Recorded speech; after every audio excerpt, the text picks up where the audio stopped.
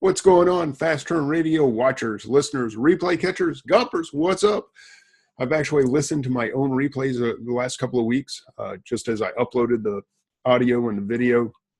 So I heard myself, and man, I realized that I say that intro extremely fast. So I'm going to try to slow it down a little bit, and so you can actually understand what I'm saying, because at first I thought the audio just uploaded at like double speed or something. So anyway, hope you guys are all doing well.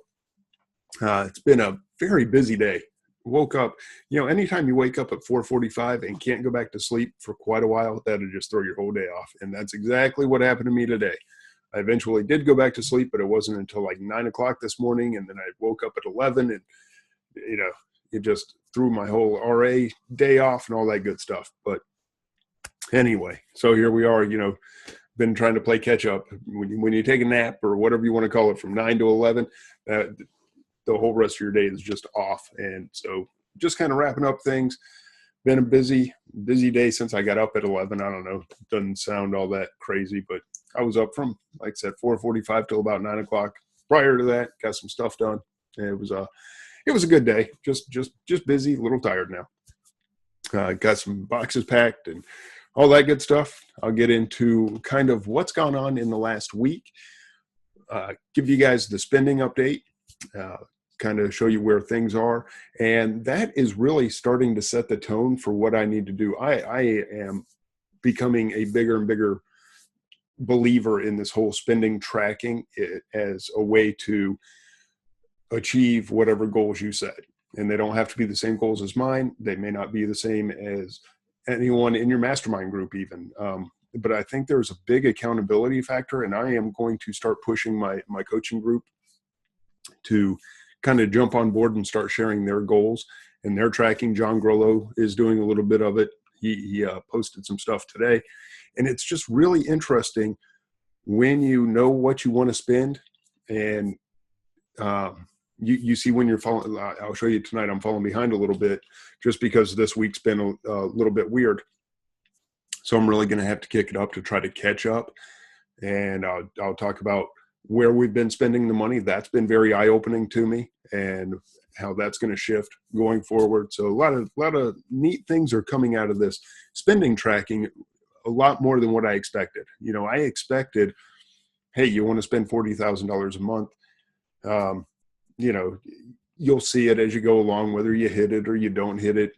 But it's really spurred me to try to do that. And it's one thing to set a goal. It's another thing when you make it something that you can track and something that you can kind of measure as you go along and see exactly how you're doing. Okay, so whether you're falling behind, whether you're ahead, all that kind of stuff, that really brings that goal to be something that it's something tangible. And then on top of that, it automatically holds you accountable. If you're falling behind, is it really a result of something outside of your control, or did you just get lazy? And a little bit of both of those things have kind of taken place. So it's interesting, very much. It's really opened my eyes, and the way we're spending money is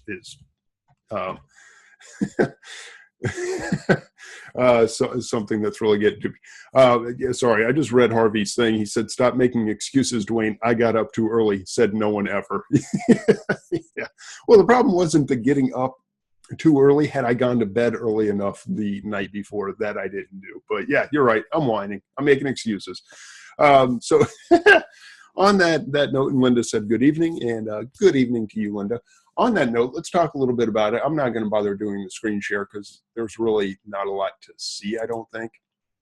And if you're in my coaching group, you get the weekly updates, and you can actually just pour through this spreadsheet as much as you want and kind of look at the specifics. But for the show here, and because most people I think are just listening on audio, I'm going to just touch on kind of where things stand. So to recap, the March to $1 million, and the way that I've decided to attack it this year is basically $40,000 a month is my spending goal. Now, $40,000 a month puts you at $480,000 if you went 12 months spending, which should be, if you sell at 2x, put you right there at the $1 million mark. just a little bit shy, 960,000. A couple of things that come to mind. One, you're not going to sell. I am not going to sell. If I spend 40,000 in January, I know I'm not going to sell 40,000 in the next 30 days. Okay. I realize there are going to be bad buys. There are going to be things that I buy that take longer to sell. So it's not a perfect estimate, but it's something to shoot for. Another thing that comes to mind is as seasons change, your spending is going to go up and down. And definitely once you hit fourth quarter, you're really going to go off the chart. So that's why I'm not too concerned about, oh my gosh, if I don't spend 40,000 in January, I've just totally blown the whole year. No, because, we're probably going to spend 80, 90, $100,000 in that big 6 weeks leading up to Christmas. So I'm not overly concerned if I'm a few dollars behind at that point. But it's just something to kind of track away from me to see what's going on. So where do we stand? Let's say 40,000 is our goal for the month. That's roughly $10,000 a week. I know that the math's not perfect, but again, it just kind of gives you something to aim for. So in week 1, we spent $7,400. In week 2, we spent $10,300, and we are currently in week 3, and the weeks are going the 1st to the 7th. So it is by the calendar, 1st to the 7th, 14th or the 8th to the 14th, 15th to the 21st. So we're going to be very, very short because today's the 20th. Yeah, this week's going to be ugly. So we've only spent about $3,000 so far this week. That is way below where we need to be. So 7,400, 10,300, and now we're at 3,100. I might put in some orders tomorrow and do some RA. That'll kind of boost it a little bit, but not a lot. I mean, I'll probably end up spending maybe $5,000 this week. That means I really have to ramp it up in the last week of the month to try to hit that goal. So I'm going to have to make up that time. Now, am I going to go spend on crazy stuff just to spend the money? No, of course not. If I don't make the goal, I don't make it, but I need to assess why I didn't make it. Today is a perfect example. My whole day was thrown off.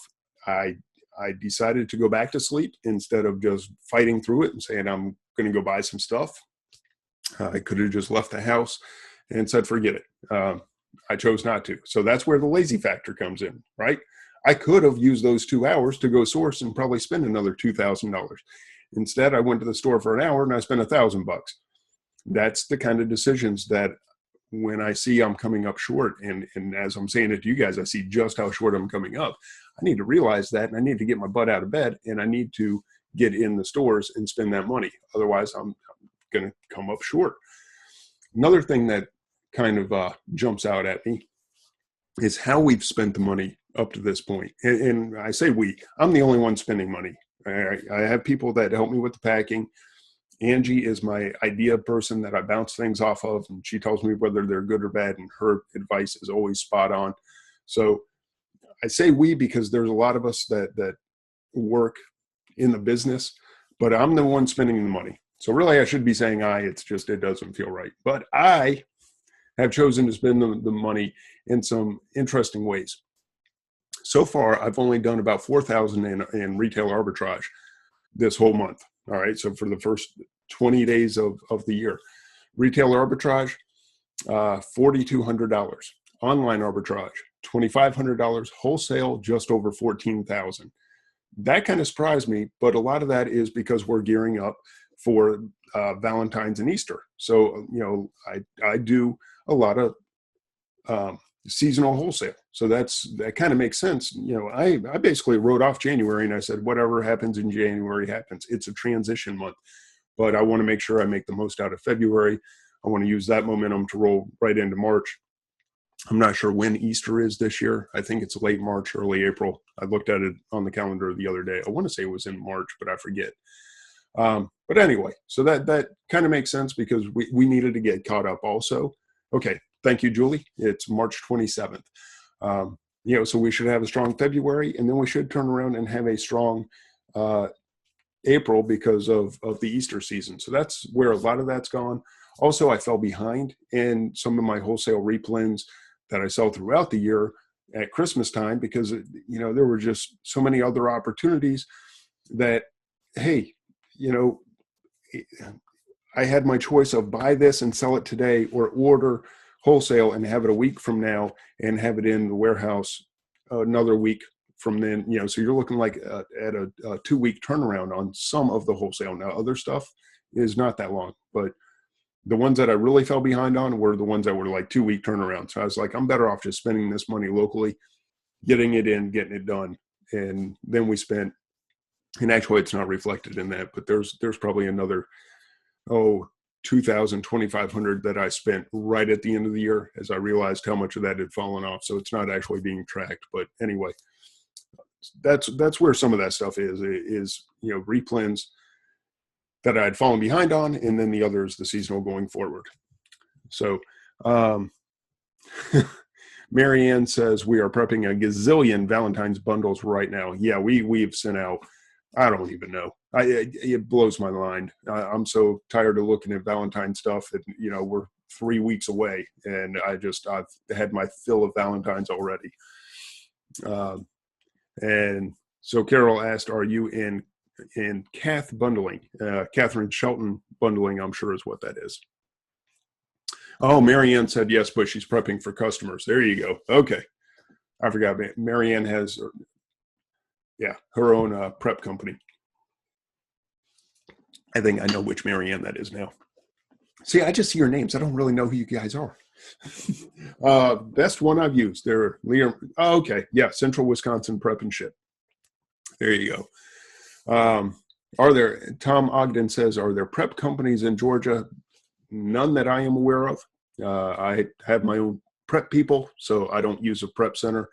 It would probably make sense for me to use a prep center just because of space limitations. But right now, I still have everything shipped to me, and I'm working out of my garage. Celeste says none that she has heard of in Georgia. So no, as far as I know, there are none in Georgia. Nobody else seems to know. Celeste is in the area too. I think she's up closer to Augusta. But anyhow, Deanna says simple price prep apparently. So there may be one to track down. And yes, Cordelia Blake would be an excellent source. She is in Georgia and also just keeps track of that kind of stuff. Mark asked if I am doing merch. I have not done much of it, just enough to kind of know what it's about, but I have not done a lot of merch. I've done one shirt so far, and I think I sold 2 or 3 of them. And I've just thought about doing another one. My problem with merch is I'm not creative. I am just not a creative person. So merch is maybe not my best avenue unless I can get some inspiration from somewhere. So Dustin Buchanan is the owner in the Georgia Prep, somebody said. So they're going to try to get a hold of them. So yeah, if you guys are in Georgia and you're looking for a prep center that's maybe close to you, Dustin Buchanan apparently of, what was the name of it again? Simple Price Prep. So there you go. A little bit of information coming out that out of nowhere, because that is not me. That's a chat room coming up with that stuff. I had no idea. All right. So we talked a little bit about the spending up to this point. So what does the spending look like going into next week, next couple of weeks? Well, since we've done a lot of focus on Valentine's Day, and in a little bit, we'll do more of it, but we've done a little bit on Easter. I'm looking at it going, okay, I need to shift and get some RA. I need to get that stuff that's going to sell now, because, when you're looking at Valentine's or Easter and it's still January, that stuff is, 3-4 weeks out. And then the next season is going to be another 3 or 4 weeks after that, or actually, if we're looking at the 27th, you're looking at almost 6 weeks. So those are long, to me, long-term plans. All right. If I'm planning more than 30 days out, that's a long-term plan for me. So that stuff is out of the way. That's cool. I need to get my butt in the stores, and I need to get my butt in the stores a lot. And I have not been doing that. And there's no excuse. There's plenty of opportunity, great merchandise. When I do go in the stores, I find stuff. Today, like I said, I spent a whole hour, and it was at Walmart. I mean, this wasn't any local or regional place or anything that you guys don't have access to. It's just I knew what I wanted. They were sold out of some stuff that I was looking for. Others were in good supply, and I was able to clean up. So just a matter of getting out there and doing it. I need to do a little better with the RA of ordering stuff that I know is good, my replens that I'm not taking care of. That'll help. So I'll get some more get some more OA that way, get some RA. Going to shift towards maybe more of the Easter with wholesale as we get closer. But that's what the next couple of weeks are going to look like, and that should get me caught up both in sales and in the spending, because the RA, you buy it today, you ship it out, it's there 2-3 days from now. It's going to be in stock in a week. Whereas a lot of the wholesale that I order, again, it takes a week just to get to me. So that's going to get me kind of caught up. It's been a very slow start to the year, but it was kind of by design. When you take 3 weeks off, what do you expect? If you sleep till freaking 11 o'clock, what do you expect? Amazon is the great equalizer. You get out what you put in, period. That is how this business works. I've watched it over 3 years now. There's just no doubt in my mind. You get out exactly what you put in. So far, I have not put in the effort. I haven't got out the results that I wanted to see. And just to give you guys some idea, again, I'm not going to bother with the screen share because there's not enough to show you. But we're at $850 on the day, did 1,000 yesterday. Same day last week, did 1,100. So, I mean, it's just, we're basically pulling $1,000 days. I don't even know if we're at 20,000 for the month yet. 19,782. So just a hair shy. We might hit it, we might not, but we're pretty much averaging $1,000 a day in sales. That is not going to get us where we want to be, but that should change drastically starting in February. So that's that. Harvey says a prep center in Kentucky, so I can just drop off my RA. I could do 50, maybe 40 million a year that way. So that's Harvey's words, not mine. I'm still struggling just to see if I can do this whole million thing. And I don't think I'll go beyond that. I think I just want to do $1 million. If I could bring home a nice 6-figure income year after year, I'd be all right with that. So that's a little bit about really what's been going on in our business, kind of where we're at with the spending, and what we're going to start working on. And it really comes down to, I got to get back to work. It's that time of year. Took a lot of time off in December, took a lot of time off very early in January. It's time to get back to work, people. If you don't put in the work, you're not going to see the results. So with that, couple of changes that have come up recently, not in our business, but with other things that I am associated with, such as Threads and Treads, which I'm going to talk about for a second. We did some rethinking on the Threads and Treads and said, all right, we're coming into the new year. We kind of wrapped up the Q4 and said everybody was going to have to stay out until February 1st. And it lets us do that time of adjusting. And kind of like I did in my personal business, we did that with Threads and Treads. And what we've decided with Threads and Treads, which is kind of cool for this year, is it's not going to be only clothing and shoes. It's still going to be primarily clothing and shoes, but we are going to start posting deals as we find them in all the gated categories. So watches, costume jewelry, luggage, handbags, sunglasses, all are going to be posted in Threads and Treads. They're all going to be available flips. We're going to do a little more in-store versus just totally online and Amazon flips. Still, that will be our primary, but we've decided that as we go into the stores, if we find those deals that we don't think will be crushed by telling 150 people what the deal is, and that's about the size of the group right now. If it's not available at every single store you go into, then we'll post those. Now, I did learn that Threads and Treads is a very motivated buying group. So if you do happen to tell them about something that's available everywhere, they will all go buy it, and suddenly there will be a lot more supply, and you will have a lot more competitors. So the prices tend to come down, and you are now selling where there might have been 2 or 3 people before. Now there's 10. and that goes across many variations and all that kind of stuff. So we will be very careful about what we post. We are very mindful of keeping the integrity of the group and protecting the members. At the same time, we want to provide as much value as possible. So that's why we're moving into the jewelry, watches, handbags, luggage, and sunglasses. And those are all outside of the jewelry. All of those, well, actually jewelry may be too. Those all kind of fall into apparel in some of the subcategories, which is kind of a strange thing that happens. And if you're going to do apparel, I would tell you right now, get Scan Power. Their scanning app is better than anybody else's for apparel.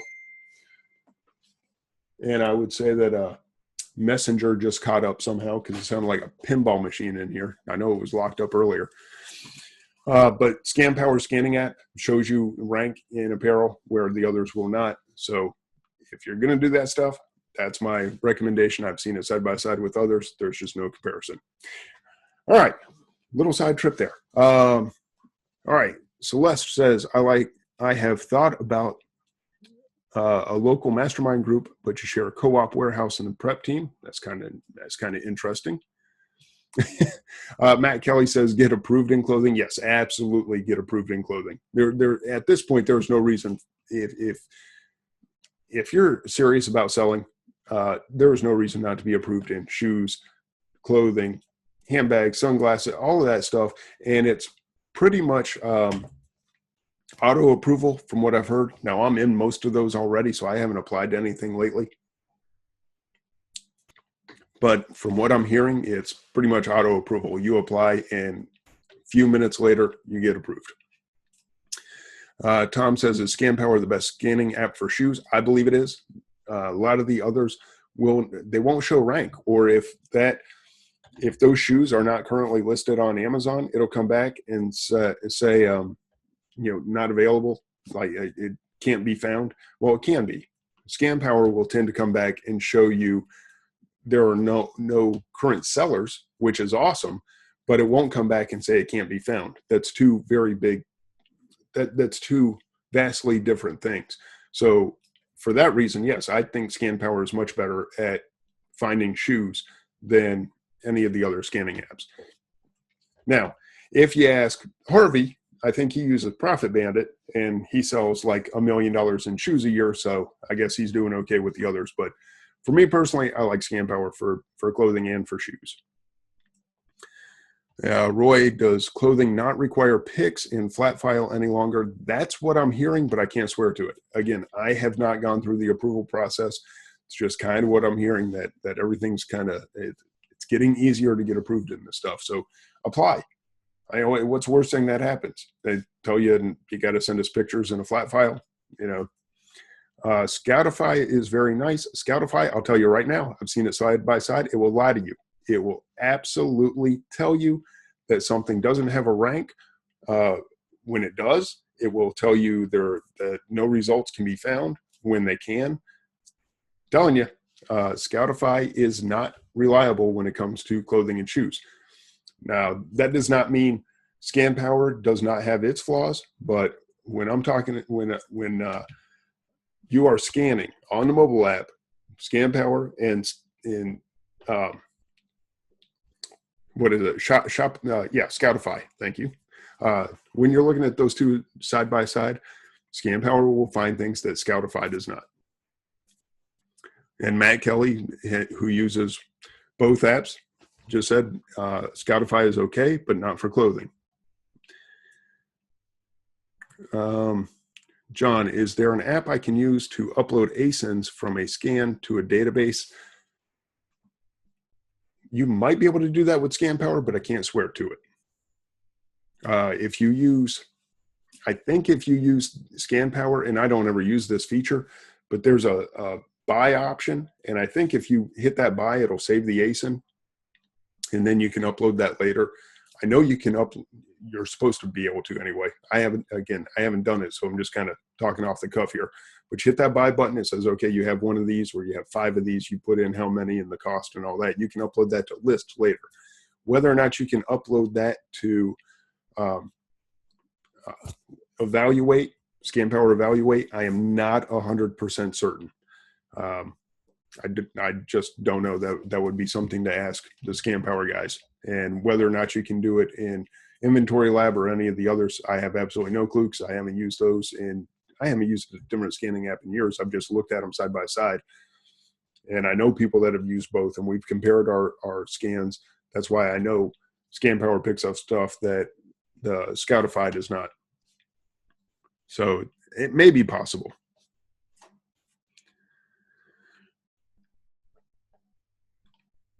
All right, just reading through some of the comments. Oh, okay.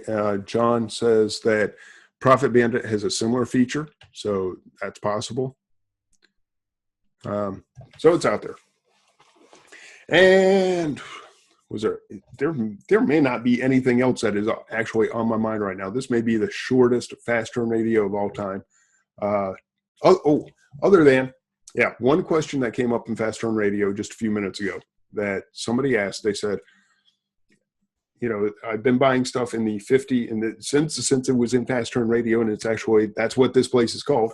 I'm going to answer it here, even though I answered it in the group.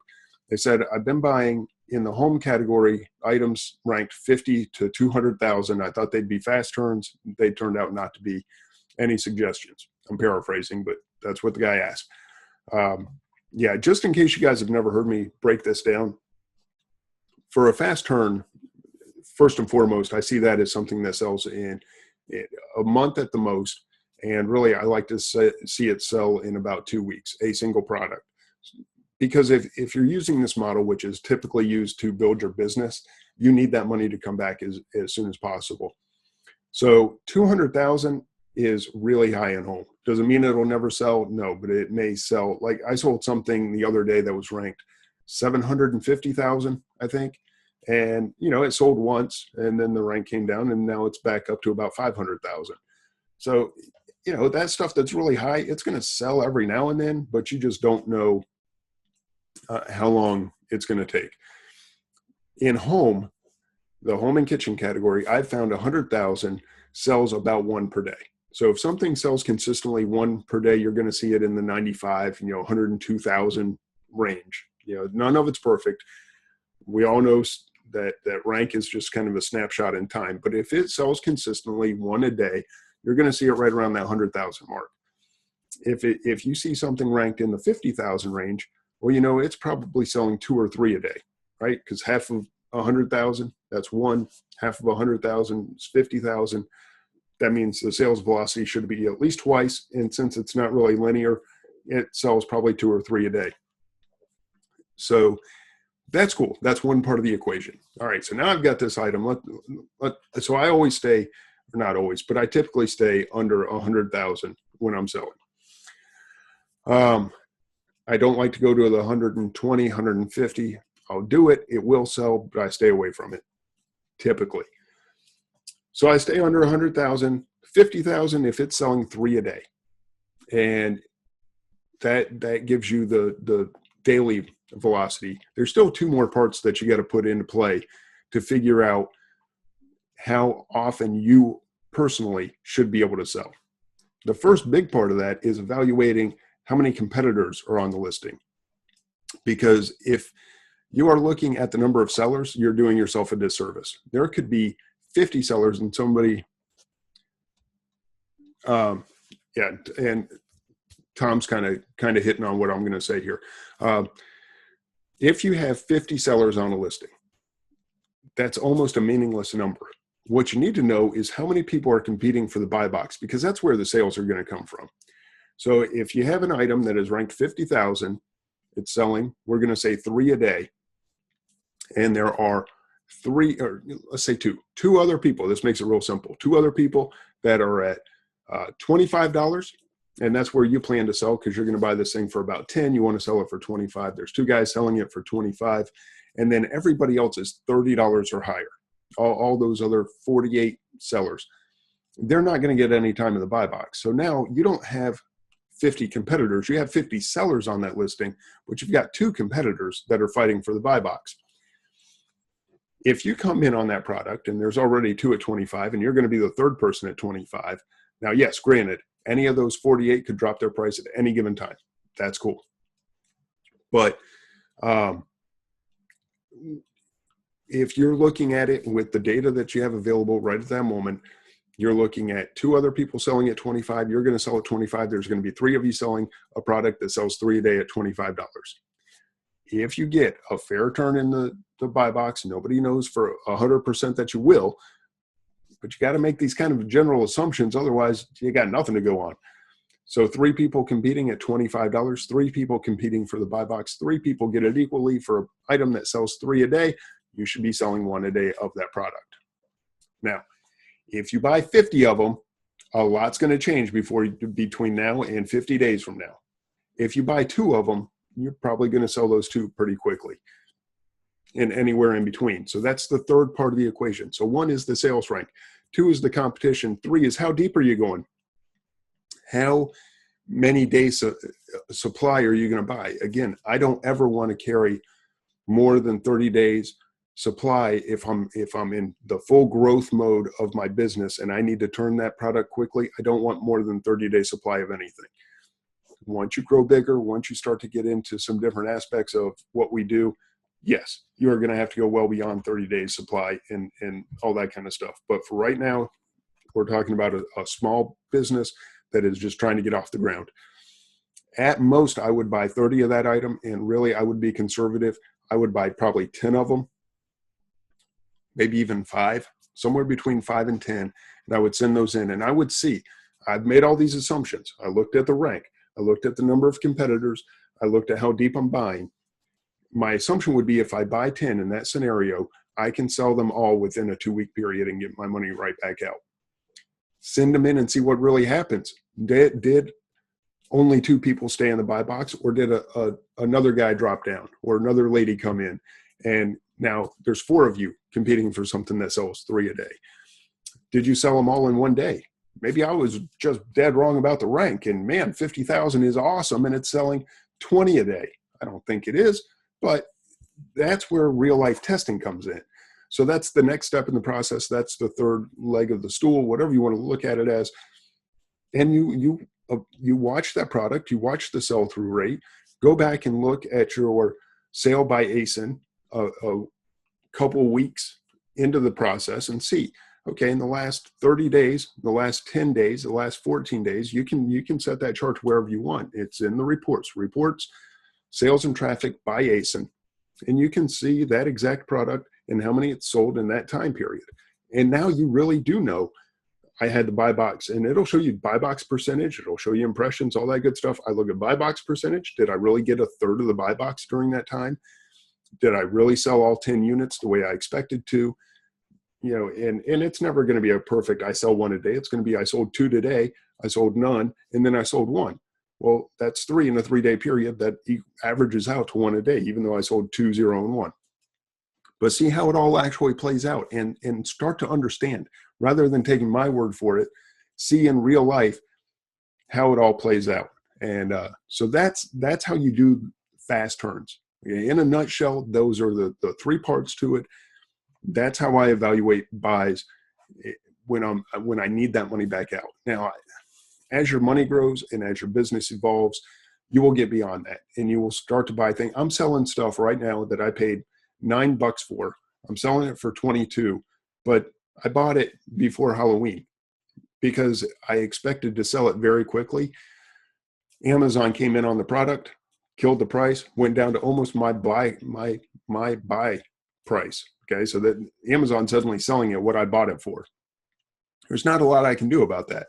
So I've been sitting on this stupid 70 units, I think, since late September, maybe even August, September, somewhere in there. I did not expect to be selling that in January, but it happens. Could I have dumped the product and taken a loss? I could have, but I didn't really need the money, so I held on to it. It became a very long-term play for me. Not ideal, but that happens. I also went extremely deep in this product. If you're building your business, do not ever buy 70 of something. I don't care what it is, because it will be very rare that you have a situation where it's either buy all of it now or you never get the opportunity again. You can almost always buy a little bit of it now and a little bit of it later and a little bit of it later. There's no reason to wager so heavily on one product so quickly. So a lot of testing, You hear the term, go wide, not deep, and evaluate your buys closely, and then see if your valuation is really how it all played out. So there's my explanation of how to get your fast turns off the ground. And then Kenya, so she said, Kenya says, so in about the top 2% of most categories would be about one sale per day. I have no idea. I pay this much attention, zero. For anyone not watching, I pay zero attention to those percentage charts. I hate them. I absolutely hate them. In the last, I don't know, I'm going to say maybe a week, I've probably added 12 listings to toys.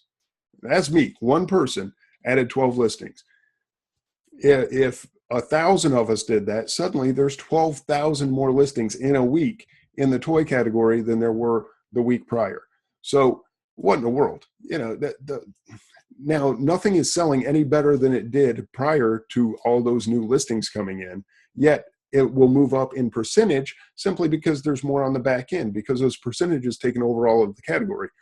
If anyone came out with a chart that was a percentage of actual sellers, percentage of something with a rank that has sold in the last year, maybe you have something to work with, maybe. But the way I see those rank percentage charts now,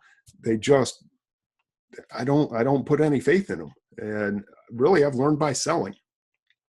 I've been the only seller of a home and kitchen category product, and I've seen what one sale a day does. I've been the only seller in toys. I've been the only seller in kitchen. I've been the only seller in just about every category I sell in. At one point or another, I've been the only one selling, and I watched. Hey, I'm selling one a day. I'm selling two a day. Right now, I'm selling, I don't know, I'd have to go look. I think I'm averaging about 5 a day on a kitchen item, and I think it's ranked 8,000. Now, I'm the only one selling it, So I just watch that kind of stuff. All right, Ron says, I agree. They are percentage charts, or the percentage charts are terrible. If they were percentages of products that have sold in the past 30 or 60 days, that would be handy. Yeah, totally agree. Ron, I'm with you 100%. The way those charts are based on just overall percentage of the category, it does you no good, in my opinion. Tom, are any of your Valentine's Day products repeats of last year? To some extent. I got a feel. I only did 14,000 in sales last February. I basically did nothing, but I dipped my toe in the water just enough to get a feel for what I needed to do this year. This year I'm going very heavy. So, I almost sold no products. So to repeat them, a couple of them, I guess I probably am, but by and large, it's just more seeing what the data showed last year on what I did sell, the velocity of those sales at the peak, what the patterns of the sale of the selling season was, and understanding that's what I need to look for and what I'm going forward with. Does that make sense? So, for instance, I had an item that hit top 500 in toy at peak Valentine's, and they just blew out the door suddenly. And they went from kind of selling a little bit to wham, and they flew. That tells me anything that's hitting top 500 in toy, I want to have a lot of. And so if it's out there and it's hitting, top 100, I need a whole lot of those. Now that is, and again, I'm doing this with wholesale weeks out. The one big assumption I'm making is that there's not going to be a million of us on that listing. If suddenly everybody comes in and I have 100 of something, and he has 500 and she has 200 and whatever, and suddenly there's 2,000 available, there may not be enough supply and the price stays beat down, and I end up with a whole lot of Valentines left over, and I'm eating chocolate from now until the end of time. Who knows?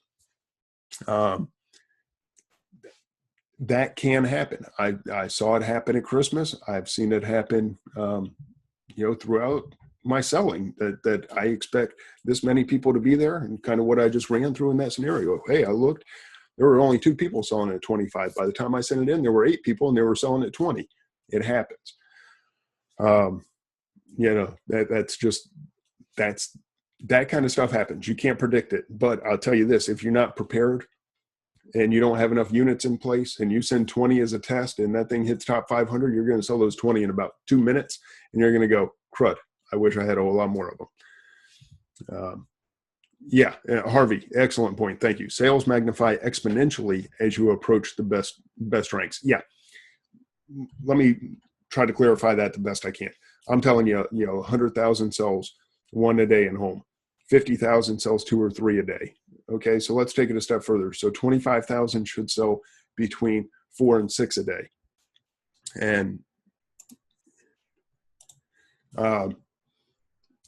you can keep going to a certain extent. Okay, so 10,000, right? 10,000, that's 1/10 of 100,000. So it should be selling at least 10 a day, except it's a lot faster than that. And once you get under 10,000 and under 5,000, throw all that stuff I'm saying out the window. It doesn't apply. It sells so fast, and exactly as Harvey said, exponentially. It becomes not a 2x or a 3x because the rank is 3 times better, it sells 3 times faster. No, ranks 3 times better, it sells 5 times faster. Ranks 10 times better, it sells 20 times faster.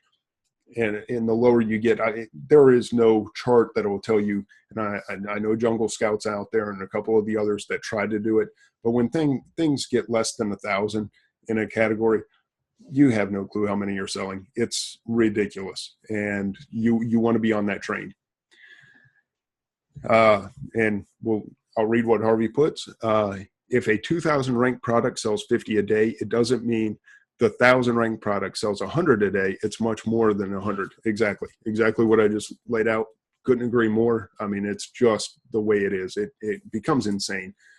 And under 1,000, under 500, the numbers are astronomical. Now, I will tell you this with a lesson learned, heed my warning, whatever. I have seen where a top 100 item still gets crushed and there's still plenty of supply because people bought thousands of units, literally thousands, not 8,000, not 2,000, thousands of units. And when that happens, there's just not much you can do. You're either going to sell for a loss or you're going to wait until hopefully they run out of stock at some point, someday, and you're going to sell, just like I kind of got stuck with my 70 units prior to October that I'm selling now. That's the only 2 choices you have. You're either going to join that sales frenzy at the low price, or you're going to have to boost up, or you're going to have to wait for the price to boost back up. So you can still buy too deep. So just because something is a top 500 seller does not mean you want to go buy 3,000 of them. I promise. You don't want to expose yourself to that extent. Very few things are going to pan out great if you go that deep. So just a little bit of warning for you. I've seen it with my own eyes, felt the pain. I've had 100 of something that somebody else had thousands of, and I ate it. I lost my money, period. And I don't want that to happen to you. So get excited when you find that item that hits top 500 at the peak of the season. Don't go way overboard. All right.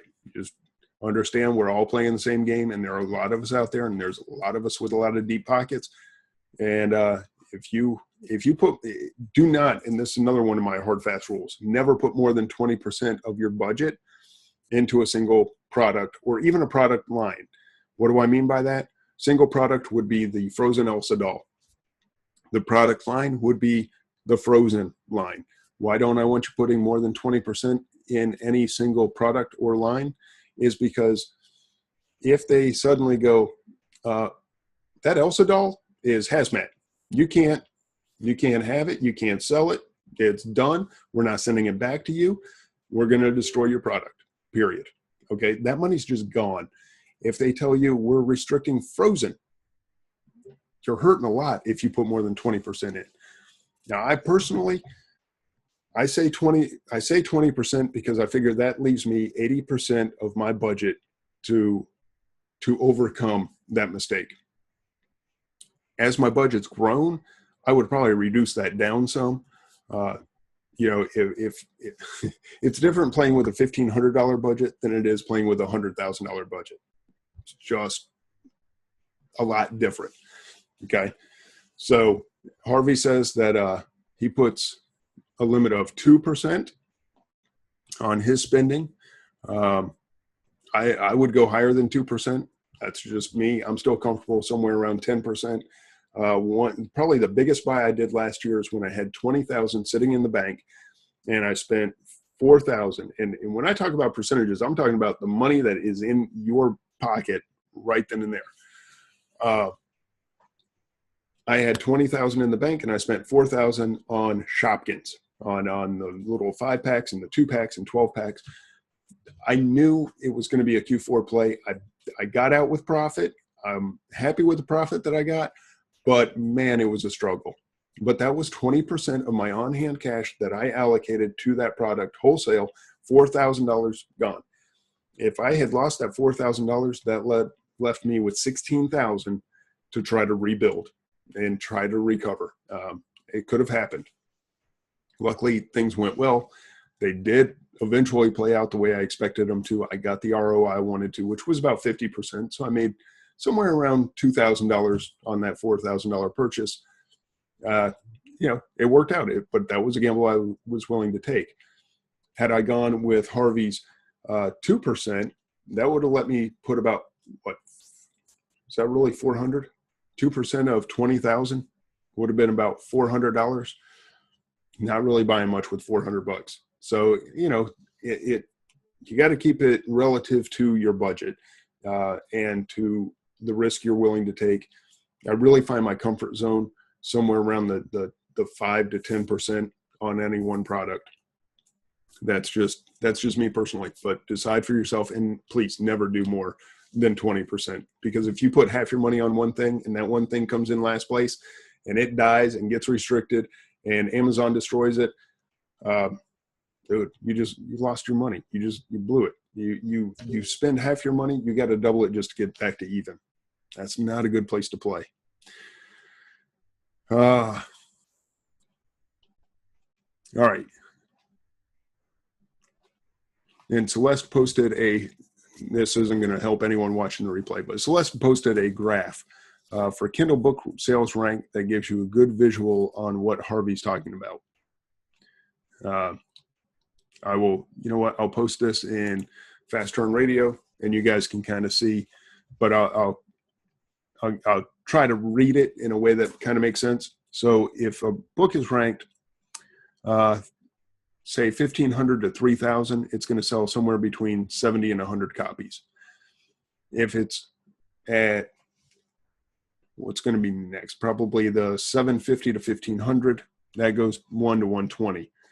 Okay, not much of a step up. Now we go 350 to 500 sales rank is going to sell 175 to 200 books.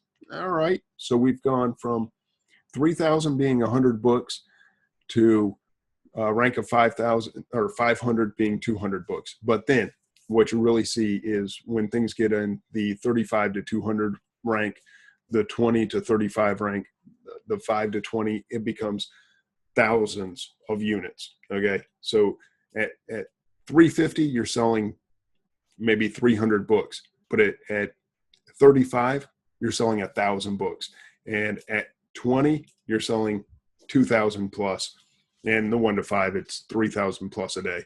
So anyway, I know that doesn't make a lot of sense what I'm saying. I'll post this link though. It's very cool. Thank you, Celeste.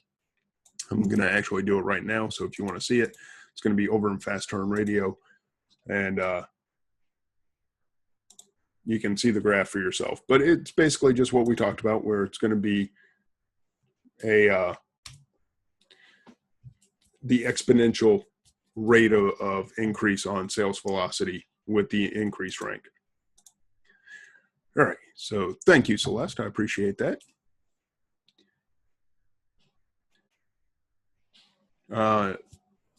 Okay. And Harvey said, I thought you meant a total percent of inventory. If you had 80 in inventory, I'm fine with spending 20% of 20 if that's 4% as I see it. Okay, I'm with you. So we are talking a little bit differently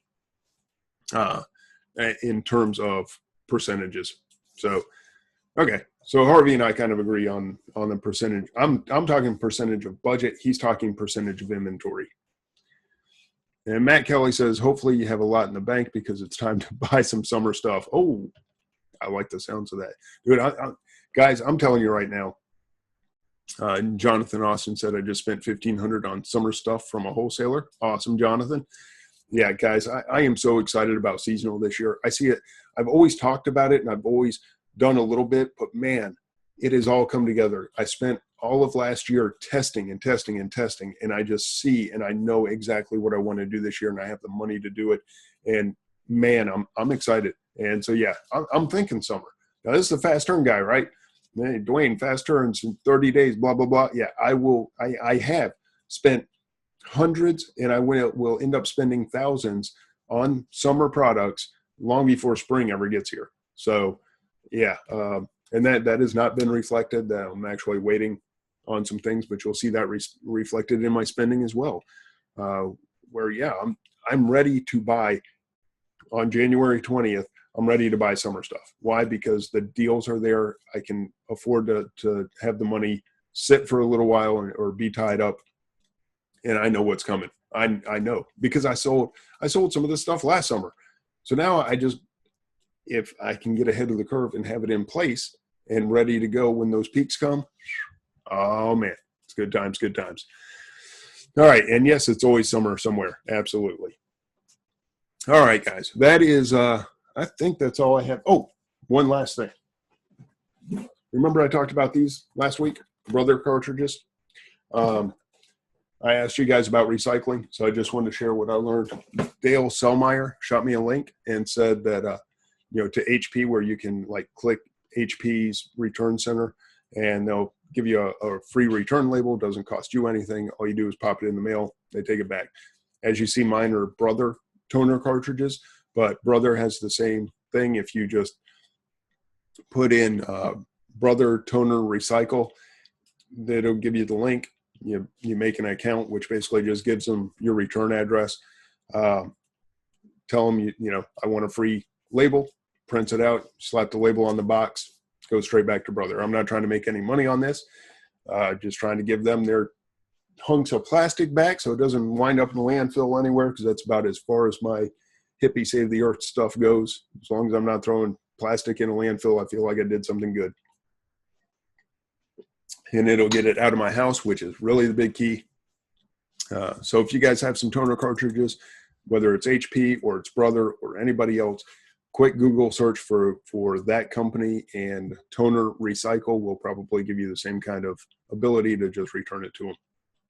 So thank you, Dale, for that tip, and did exactly what I needed. Now I just got to actually pop these things in the mail and be done with it. So that's it, guys. We're a few minutes shy of 9 o'clock, but I tell you what, it went faster, or it went longer than I thought it did, because I sure had nothing to talk about. Because this week's been nothing but packing, shipping, ordering. Start looking for the Easter stuff. I'll tell you right now. I waited until March last year, and April 5th, I believe, was Easter. I waited till March to start looking for Easter stuff, and it was gone. It was all gone, and you're already seeing some of it run out now. Dan Metters was here. Hey, Dan, the Wholesale Formula. Thanks for stopping by. I appreciate it, buddy. And thank you, everybody who joined live. Looks like we got 39 participants, so thank you guys for taking a few minutes of your night. And was not a great show. You guys say, yeah, awesome, thanks, great show. It wasn't a great show. I know it wasn't. I had not a lot to talk about, but I still appreciate you guys being here. Definitely appreciate Harvey's 2 cents on everything. He's always great to have around. Leron, I know you're always here, so thank you guys. It means a lot to me. So hope you guys got a few tidbits. I don't know. Maybe I gave you some inspiration. I saw somebody say that they got approved for shoes. I don't know if they applied while we were talking about it or not, but hopefully they did. Maybe it's just that quick. Yeah, that was Roy, said just got approved for shoes. So if you guys are not approved in some of these gated categories, go apply. There you go. Roy, yep, while we were talking. Roy, in the time we started this show and mentioned getting ungated, got approved, took him, about 20 minutes. So, and Leron is now going to open an ungating service. So for $200, he can get you approved tonight too. Just kidding.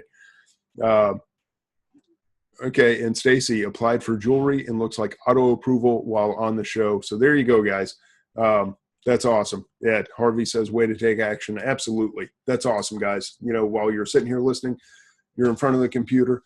Hey, just go put in the application. The worst thing they can tell you is we need some pictures or a flat file, and then you go, I'll try it again later. I don't need it. Best thing that happens, you get auto approved, and now you're opening up 2016 to a whole new set of categories. And you know, if you don't know what you want to focus on, if you're having a little bit of trouble, I'm telling you, Threads and Treads, we're going to be there to help you guys learn this stuff. We're going to be there to actually give you flips and teach you how to find your own flips. You guys have actually done a great job, and it's made it a little tougher on us to find flips because we've taught you how to do it, and you're doing awesome. Leron is a prime example of someone that has a nose for flips. Dude is awesome. So he's a monster. I'm not saying Threads and Treads did that for him. I'm just saying that there are people like him out there that are killing it, and people out there that are killing it with the flips, and you guys are getting better at it all the time, and you're making it harder on us as admins to find the stuff for you. But we are now going to open up 2 other categories and provide those to you as well.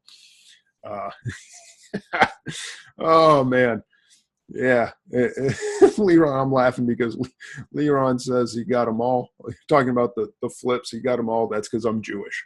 Leron said that, not me. Yeah, I think there is a T-shirt in there somewhere. That's hilarious. Nose for flips. Oh, okay, there you go. Leron's got the nose for flips. Oh man, that's bad. That's hilarious. All right, guys, thank you so much for being here. And that's a great note to end it on. That is awesome. So thank you for the laugh. Thank you for being here. We'll see you next week. Maybe I'll have some actual tips or something for you. I don't know. I'll try to have a better planned out show. This was a weird week. Oh, yeah, I will have some stuff to tell you about because I'm actually going to start my own branding. So we'll see how that goes. I had my first meeting on Friday with somebody about that. So maybe I'll be able to talk about that a little bit. And Allison Landrum says, #real talk. That's right. I don't even know. That's something about the kids today that I don't get. That's their thing. #real talk. Anyway, we'll do some more real talk next Wednesday. Fast Turn Radio. Appreciate you guys. See you next week.